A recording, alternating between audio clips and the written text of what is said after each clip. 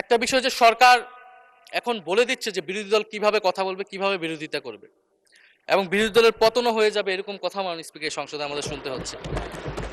তো বিরোধী দল তো মাননীয় স্পিকার সরকারের প্রেসক্রিপশন অনুযায়ী বিরোধিতা করবে না।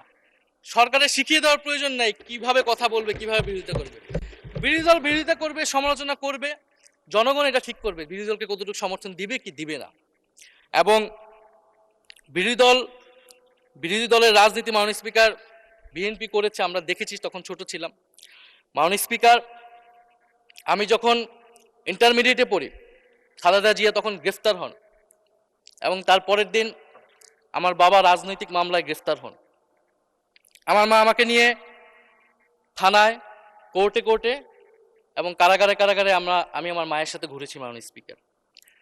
আমি জানি আমার এই অভিজ্ঞতা বাংলাদেশের লাখ লাখ মানুষের, ফ্যাসিবাদ বিরোধী আন্দোলন, রাজনৈতিক কর্মী যারা রয়েছে তাদের সকলের একই অভিজ্ঞতা মাননীয় স্পিকার। মাননীয় স্পিকার, সেই অভিজ্ঞতা থেকেই বিশ্ববিদ্যালয়ে যখন এসেছি প্রথম, মনে হয়েছে যে এই প্রজন্ম হিসেবে আমাদের একটা দায়বদ্ধতা আছে।